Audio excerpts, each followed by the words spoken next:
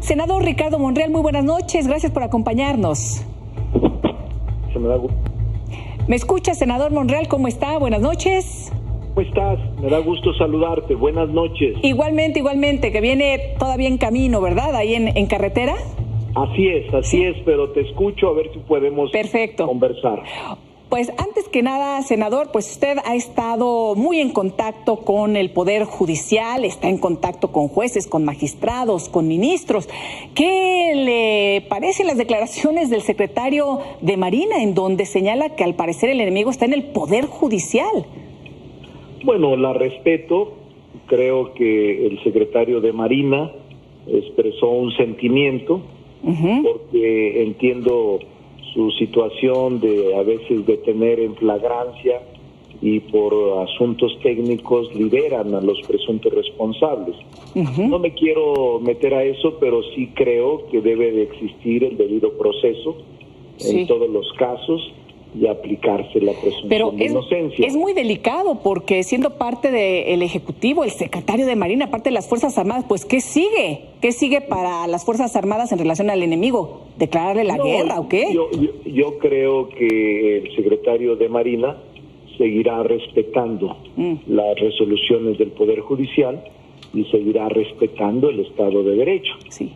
Ahora, ¿habrá jueces que se comporten de una manera poco ética o corrupta? Y eso, por supuesto, se tiene que investigar. Para eso también pues se está haciendo toda una reforma importante al respecto.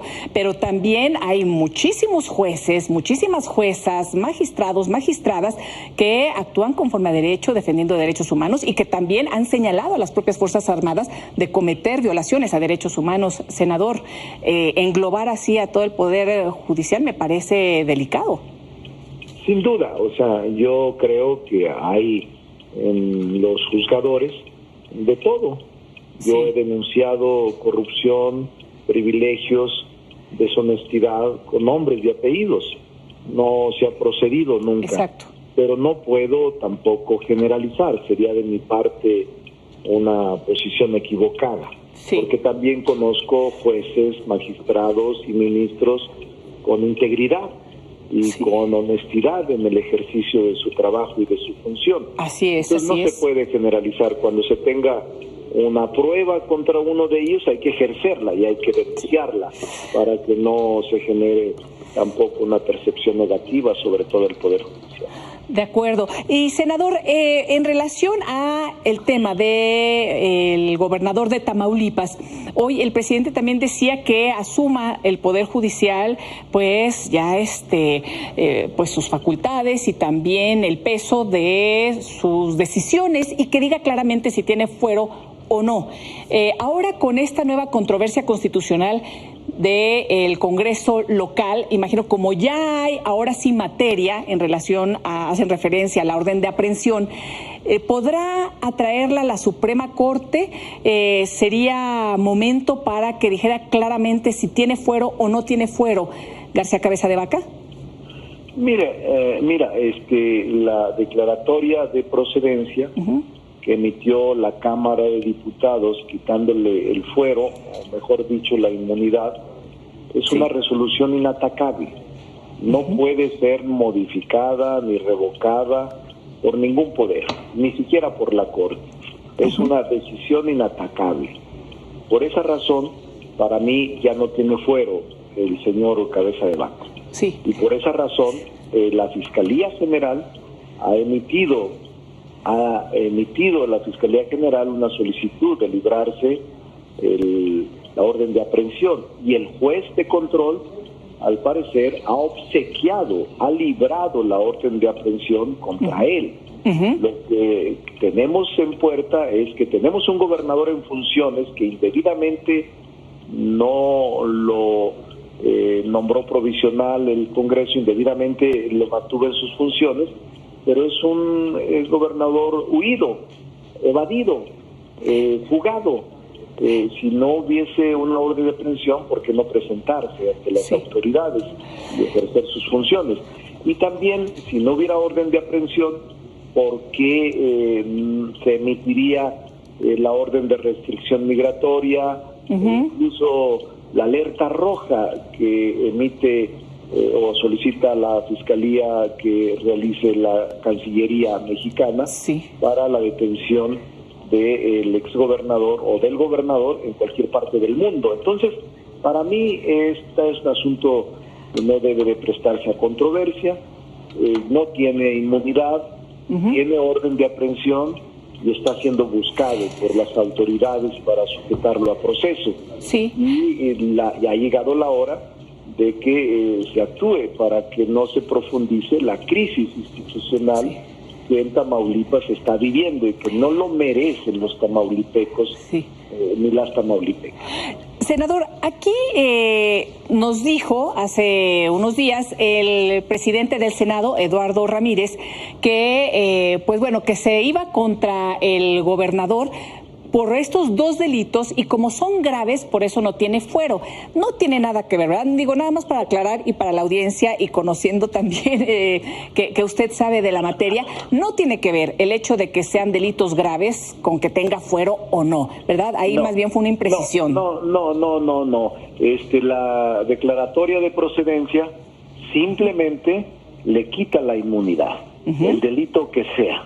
Estoy enterado y presumo que la orden de aprehensión que se ha librado es por delincuencia organizada. Y lavado de dinero, ¿verdad?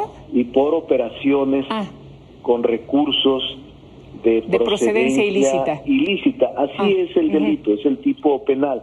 Y está previsto en el artículo 400 bis del Código Penal Federal, en la modalidad de recibir, transferir y ocultar recursos cuando tenga conocimiento de que procedían de actividades ilícitas. Este es el delito que se presume, se giró la orden de aprehensión, se libró la orden de aprehensión por el juez de control. Así es de que no hay que confundirse y no hay que generar controversia. Este señor, el señor exgobernador o gobernador en funciones, protegido por el Congreso, tiene orden de aprehensión. Y en el momento en que lo encuentren y lo vean, en el país o fuera del país, lo van a detener y lo van a poner a disposición del juez para vincularlo a proceso. Yo no quiero culparlo, simplemente ese es el procedimiento y habrá un proceso para determinar su responsabilidad, si es que la hay, pero ya hay en principio librada una orden de aprehensión. ¿Todavía considera que se deben desaparecer poderes en el estado de Tamaulipas? Es que hay una ruptura constitucional, hay una crisis institucional y el Senado es la autoridad responsable de velar por el pacto federal.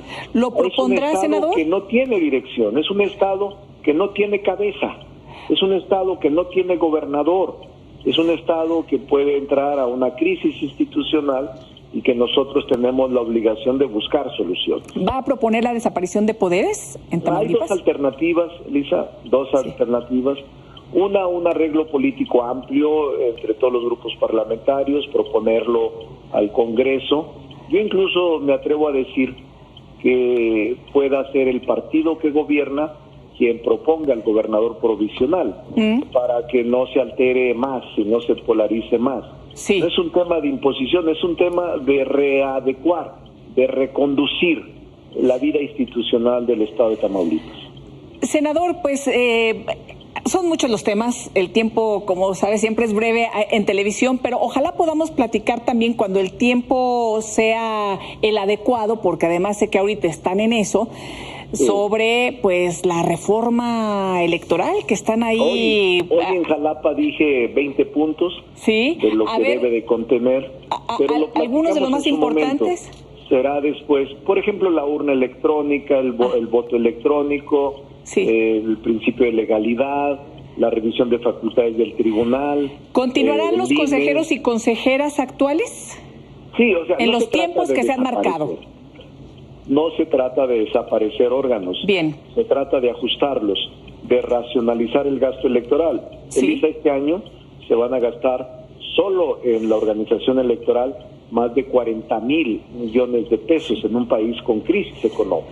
Propondrán, Esos son los temas que sí, vamos a revisar. propondrán también nuevas formas de elegir a consejeros y consejeras y también los tiempos que deban permanecer.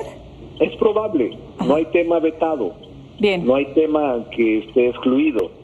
Tiene que ser una reforma profunda en materia electoral y estoy haciendo algunos apuntalamientos, algún diseño institucional que en su momento presentaré como iniciativa con el aval de grupo si es que mis compañeros de grupo lo pueden aprobar. ¿Y para cuándo se presentará, senador? No, después de la elección. Sí. Vamos a esperar la elección y podría ser en el trayecto del primer periodo de sesiones. Perfecto. Senador, muchísimas gracias por tomar la llamada, buen regreso y buen fin de semana.